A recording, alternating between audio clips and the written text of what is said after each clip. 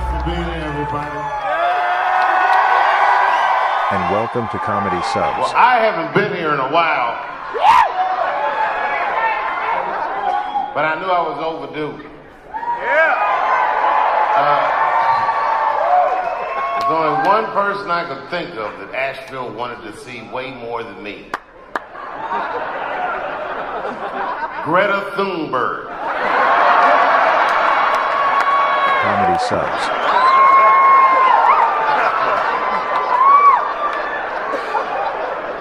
Greta Thunberg is Time Magazine's Person of the Year. Yep, it's been a terrible, terrible year. Please hit the subscribe button and bell notification. Get that bitch out of my face! Oh, she drives me nuts. How dare they import an angry white woman from Sweden? We got plenty of angry white bitches here. We don't need you, Greta Thunberg.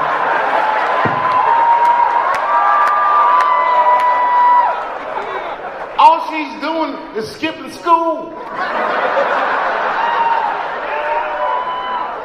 I used to skip school too, nigga. I never attached a cause to it. Every time she talks, I roll my eyes, like Jeopardy. I'll take things that black people don't give a fuck about for $1,000. What is everything Greta Thunberg is saying? She's right, but you know what I mean? She make it seem like, well, you can relax.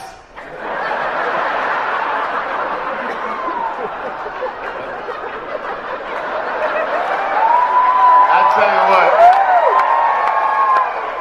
every show, without fail, there's always a white girl on the balcony making them kinds of noises. I feel like it's the same bitch in every city. I don't know what. Who is this bitch screaming like that? That has nothing to do with what anyone's talking about.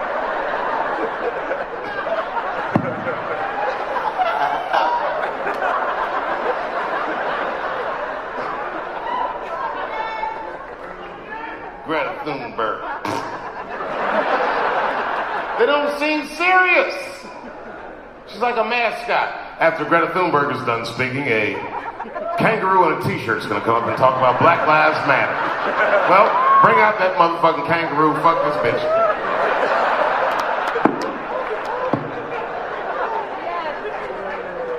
How old are you, Greta Thunberg? What? 16? Get out of here. This is America.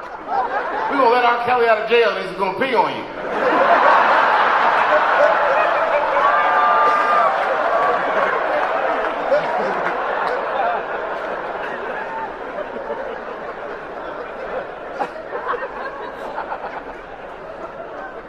There's a brand new Zika outbreak. That's right, Zika's back. Zika one time fucked up one of my vacations. I was supposed to go to Miami, and my friend who was the doctor was having a bachelor party. And then the day before the trip, this nigga calls me up like, "Trip's canceled, Dave. There's a Zika outbreak in Miami." And I wasn't hip. I was like, "Zika? What the fuck is that?" He said, "It's a new VD." I said, "They made a VD that's named after a black woman?"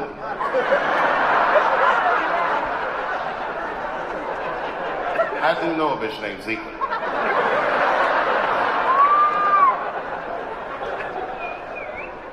He says it's also transferred by mosquitoes. I said, "What? A VD that's transferred by mosquitoes?" He goes, "It's terrible." I go, "What does it do?" It's just, it makes women have babies with incredibly small heads. It's tragic.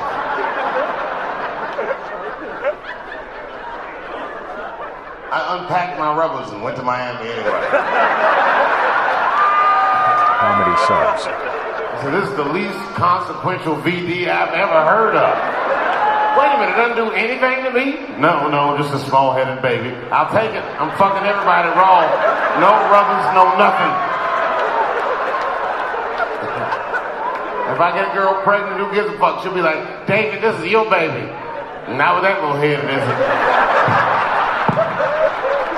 Thank you, Zika.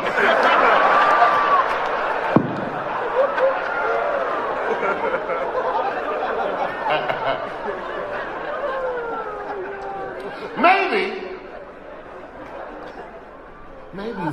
Zika's just what this country needs. Maybe God is saving America with Zika. Think about it. There'll be no more racism, no more black, no more white, just big heads and little heads.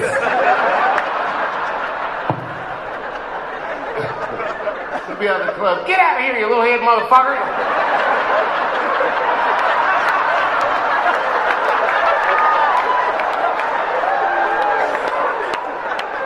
Comedy subs.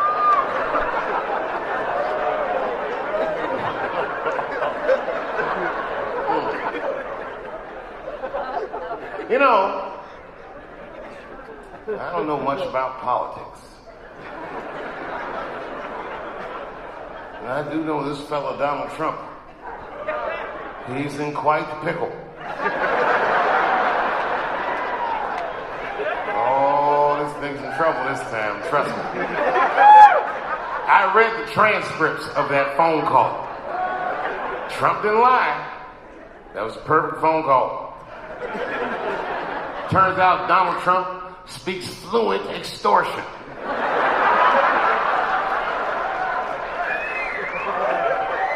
I don't know shit about politics, but I know about getting extorted. That's exactly what those phone calls sound like. Like a bunch of nice shit.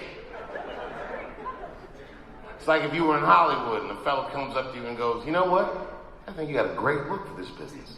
Not only that, I've seen your work around town and I think you're very talented. If you let me, I'd like to use my enormous resources and connections to make you the big star that we both know you should be. Sounds like he's saying something nice, doesn't it? But if he has his dick out when he says it,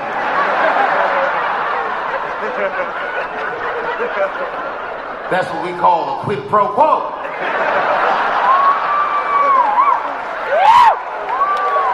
Comedy subs. That's right.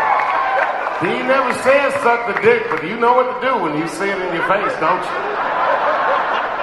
It sounds like the president has his dick out on the phone.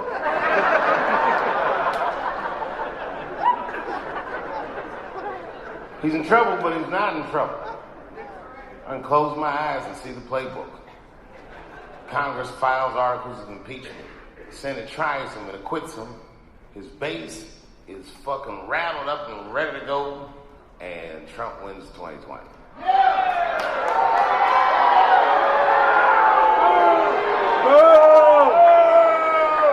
Oh, Democrats, you can boo if you want. But who do we got? Who do we got that can beat him? Who do we got? Bernie Sanders. Let me tell you something about Bernie Sanders. I don't like Bernie Sanders when I read him on paper. But when I see his face, I'm like,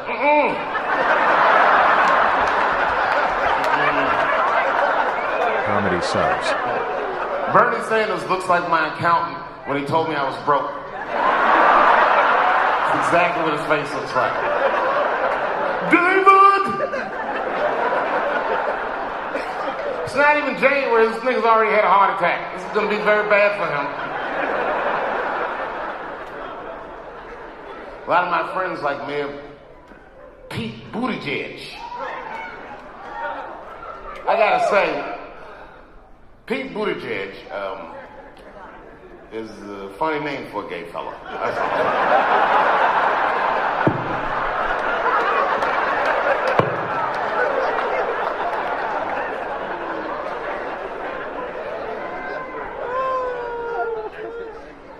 Some of my friends are afraid that Pete Buttigieg can't win because he's gay. I fear that he can't win because he's not gay enough. Just doesn't do it for me. I want one of them head wiggling niggas. That's what I mean by white. I would vote for this shit.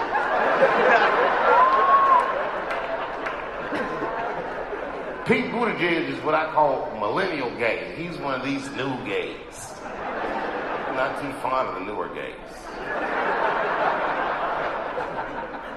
The other night we was in Durham.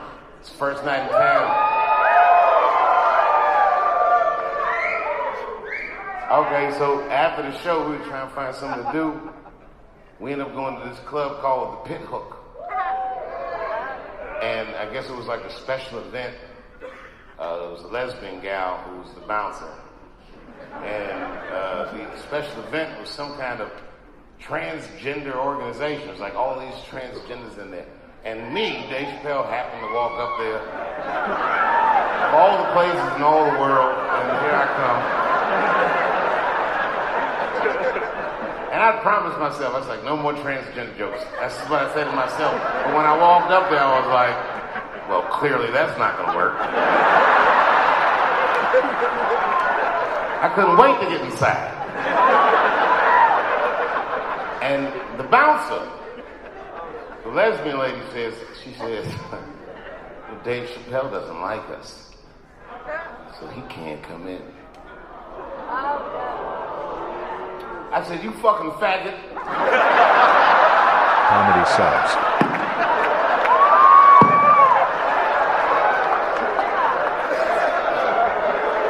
No, I'm kidding, I didn't say that.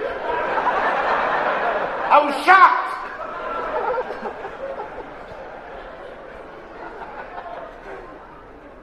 That's the millennial gaze for you.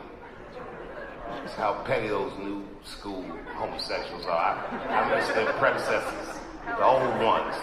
Them Freddie Mercury mustache having motherfuckers. Them the gays I miss. You know what I mean? Them glory hole niggas, them the ones I respected.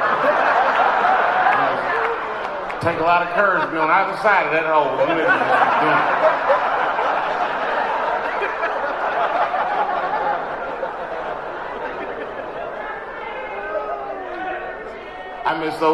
I miss those Stonewall gays. You know, these new millennial gays, they go to the gay pride march and everybody cheers them on. Yay, you're gay. Not them Stonewall niggas.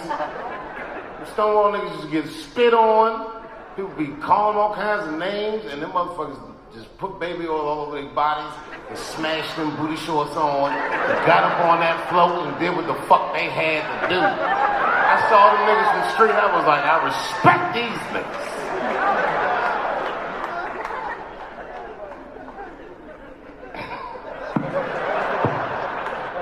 That gay pride parade was the smartest protest I've ever seen. I wish black people thought of that. If slaves had baby oil and booty shorts, we could have been free 100 years sooner.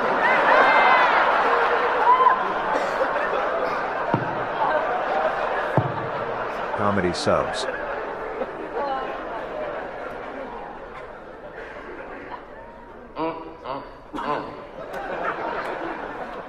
Yeah, we miss the old gays. You know, I did my last special.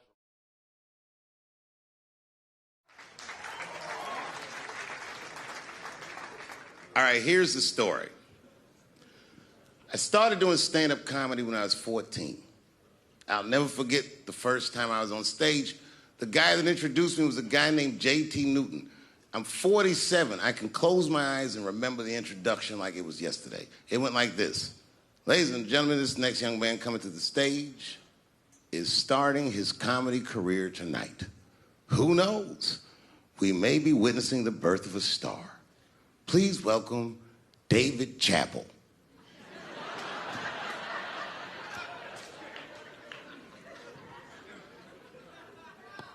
From the first time that I ever held a microphone, I was sure this was it. I knew I was home. I knew I had found my thing. And my God, man, I was a child. I got good. Matter of fact, I was good from the moment I started. And I'm not saying this to be a braggart. I'm telling you the truth. These old niggas was in awe of me. How is this little boy so poised? They used to say. I was. I mean, you know, I got better, but it started out good. About a year into it, when I was 15 years old, I had written a joke during the AIDS epidemic about having a Goodyear condom. Something, I don't even remember the joke. Something about an industrial strength condom by Goodyear.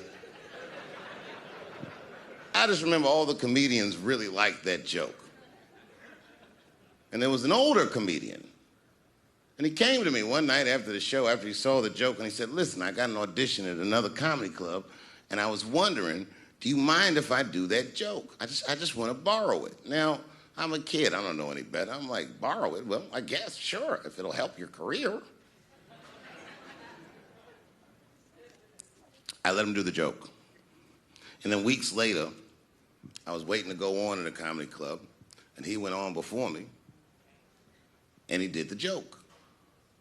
And after the show, I pulled him aside, and I said, hey, man, I don't mind you borrowing my jokes, but you got to give them back. He said, oh, I forgot to ask you. He goes, let me buy that joke from you for $50. And I said, man, I'd do it, but I'm just starting out. I need all the material I can get. The idea being that the more material I can accumulate, the faster I'll be able to make money for my work. I said, I can't do it. I want my joke back. I'll never forget this. Remember, I was a 15-year-old child. This guy was a grown-ass man. He stood up over me so I could see how big he was. And he said to me, really? I can just take it. And he did. I got scared because I was a child. But I never forgot that. I never forgot that. I was 15 years old. I'm 47 now. I think about this guy all the time. When I look at my own kids and I see how young and innocent they are, I can't believe someone did that to me. And I don't think about it every day because that was the worst thing that happened to me. I think about it every day because that was the first time that someone ever did that to me. But in my career, it has happened many, many times since where someone would intimidate me or scare me and take something that I believe was mine. I'll tell you another story. Now I'm 18 years old. I'm living in New York City, and I just finished my first road tour, which was a very difficult tour. I'll spare you the details. Now I'm back in New York, but my rent is paid, thank God. And I have $60 to my name, and a woman that I had met in Pittsburgh, a bad Dominican bitch,